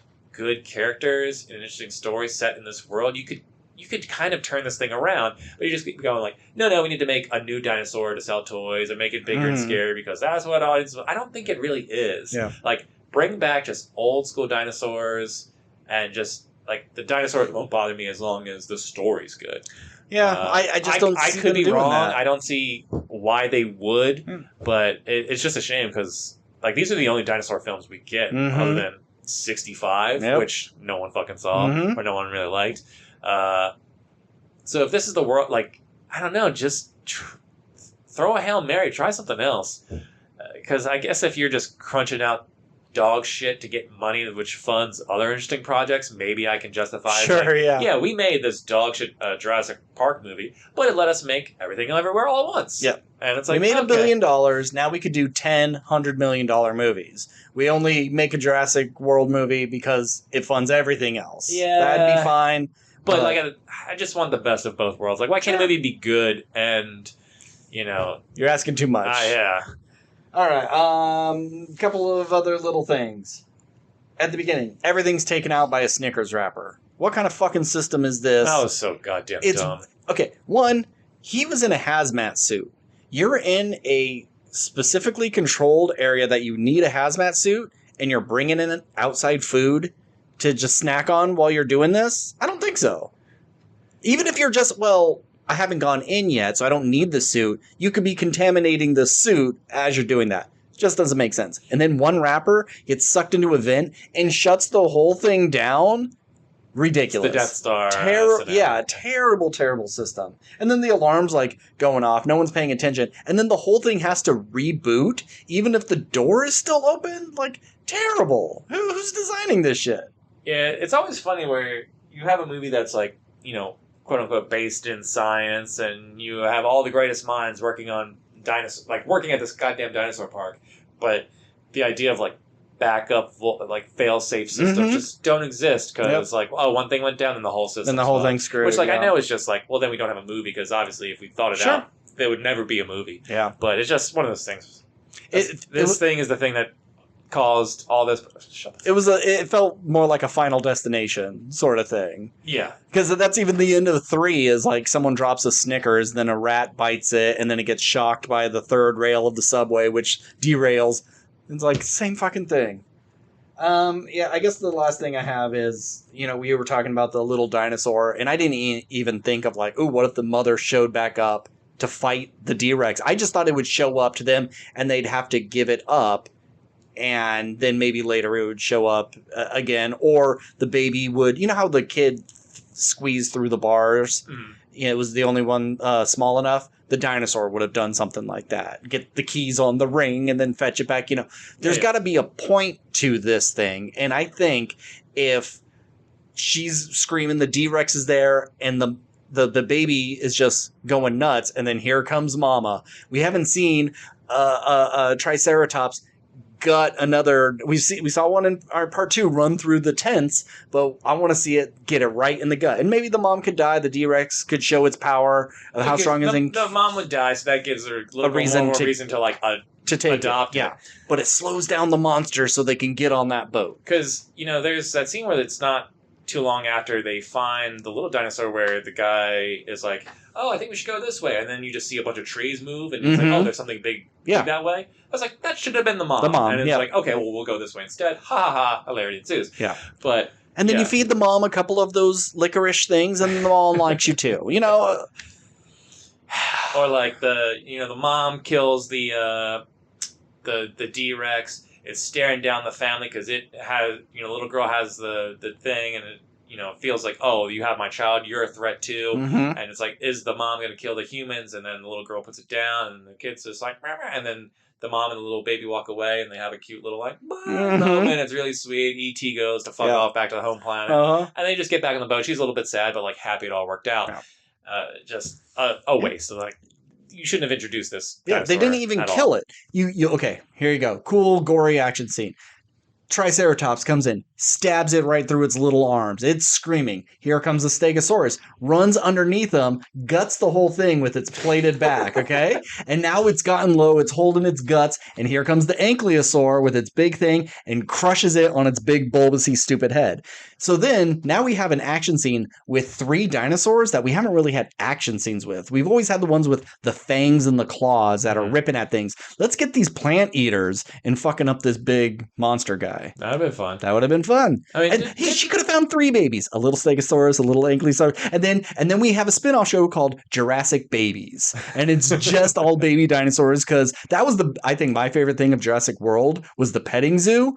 Come pet this baby brontosaurus. That's adorable. I want to do that. I don't care about these mutants. Let me just see the dinosaur babies. All right, yeah. There's your next film, Jurassic Babies, Yep. and it's just they reopened Jurassic Park, but it's just a petting zoo. Mm-hmm. Anything over the age of like 1 gets murdered. Yeah, or they just change them genetically. They never grow. They're like pygmy, because that's what John Hammond did in the book. He his first genetic thing was a pygmy elephant, and so he had just like a tiny dog-sized elephant, and that's his first step in all of his craziness. So let's have a bunch of little baby dinosaurs, and then but see, we have to do a thing where everyone's talking and we pan down to them and we do like this, so then the babies start talking to each other and we actually hear them, and you can't understand the humans, and they're just like, guys, we got to get out of here, Oh, so it's the dinosaurs escaping like the human element of it. It's like a rich fucker who has a preserve and stuff and bottom, and like, we got to get out of here. This guy don't treat us right. And then it's just the Land Before Time, which they're making a new Land Before. I think it's a Kickstarter thing, and it's computer graphics. Oh, okay. But it's all the same characters, and like, they're adorable. Let's just do that. Yeah, I want more dinosaur movies, but I don't know what else you can do. Yeah. I'm fucking tired of all of them. This franchise sucks, which makes me... It's a shame, because Spielberg's great, but this is shit. Any last thoughts? No. For a C-, we really ripped this movie to fucking shreds. Hey, there's a lot to talk about. Yeah. All right, well, next week, Superman. Yep. I know you're not all that excited. No, I am. I think I'm gonna enjoy it. There's elements of the trailer that I was like, this looks fun. I look forward to seeing like what they do here. It's just, I feel like I've been seeing the trailers and marketing for this movie for like 4 years. Yeah. And I'm ready to see it just so I don't have to fucking look at it anymore. Sure, I get that. That's my thing. I'm very impressed with how fast they went from James Gunn is now in charge of everything to now. It seems like a year and a half. Like, you made a whole ass Superman movie in that amount of time, and it's been done for like 2 months, special effects and everything. Or maybe they were just like tweaking it, but they didn't go back for any like reshoots or anything. Or like, maybe they may have had to do some, but it was never, this is a disaster. We need to fix the movie. They've been sitting on it for a while, and so they must have a lot of faith in it. But there was a leaked review, and this guy was just like, it's embarrassingly unfunny, it's bloated. He was just ripping into it, saying it's a terrible movie. But this guy also said that Sinners was the worst vampire movie ever made. So, maybe he doesn't know what the fuck he's talking about. But next week, Superman. All right, well, if you want to get in contact with us, we are at WRPLpodcast@gmail.com. We're on Instagram, TikTok, Threads, and Blue Sky. As always, I'm Ben. And I'm Steve. And keep consuming. Let's play some fucking video games.